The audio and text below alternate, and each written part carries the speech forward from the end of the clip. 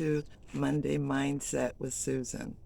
Sorry I'm a little late today, but it's been raining all day. And so making a video trying to fight with the rain is impossible. So you just have to go with the flow, as they say here. Now, I was struggling all week trying to figure out what topic to talk about today because I was doing so many different things. And this morning, a friend of mine on Facebook, my personal page, gave me the topic. Um, she was, she's a strong woman, okay? And how many times have you heard that saying, that, oh, she's such a strong woman? She runs a successful food catering business or food business with her and her children. She's building it so she can leave them uh, a way to make a living. Not just a way to make a living, but a way to serve others as well, because that's what she does. And so her daughter drowned on July 3rd, the 3rd of July, 4th of July. She survived, but the stress of going through that as a working mother, and she is in a two-parent home, but he works as well. And so, of course, in our homes, the matriarch does most of the stuff, most of the work.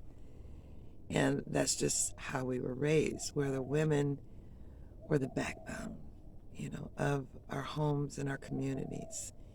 And if it needed to be done, tell a black woman to do it, or a marginalized woman, Hispanic, anything, any woman marginalized understands this in their community.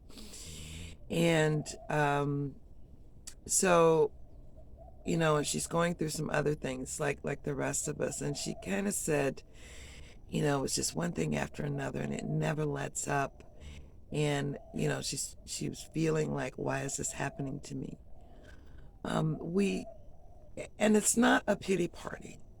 It's to the point of where it's just so much is too much. You can be strong, but strong people need a break too. Strong people need support. And this is the myth that we not only fight against, but we also help to perpetuate that within our own homes and within our communities. And I'm going to explain to you how. Now,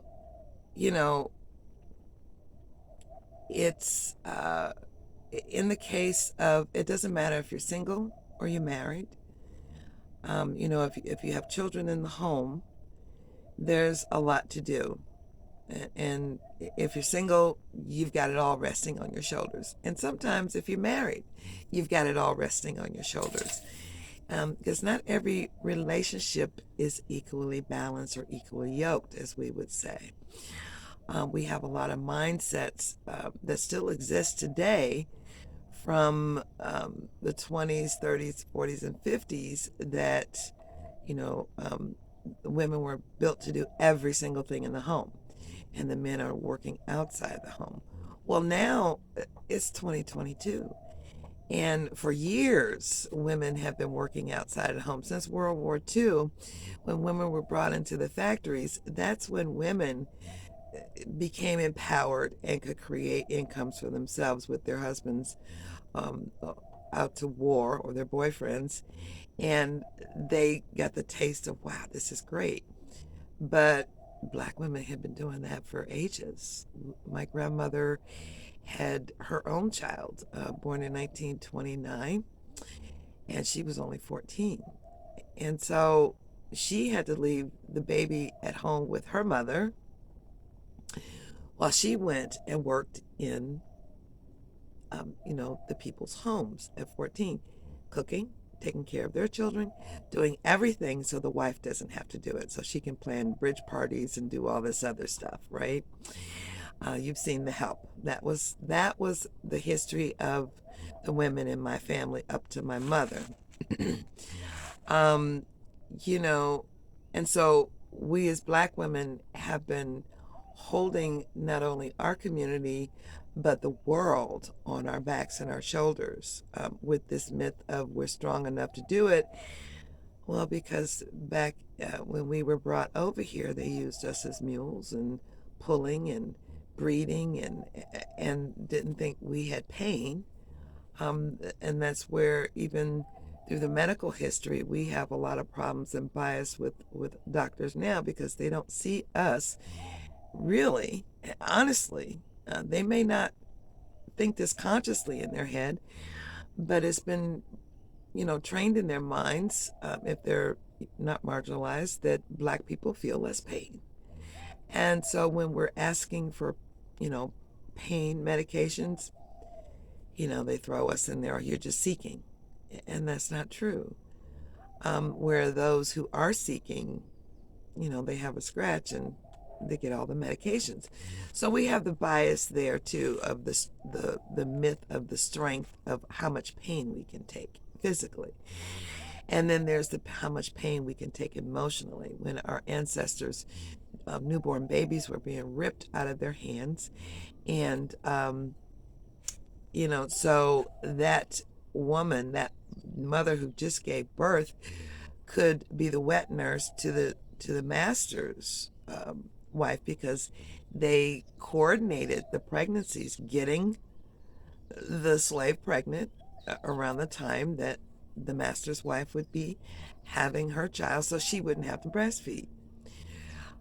So, there's that. That's some emotional baggage that we carry also because we still don't talk about breastfeeding in our community.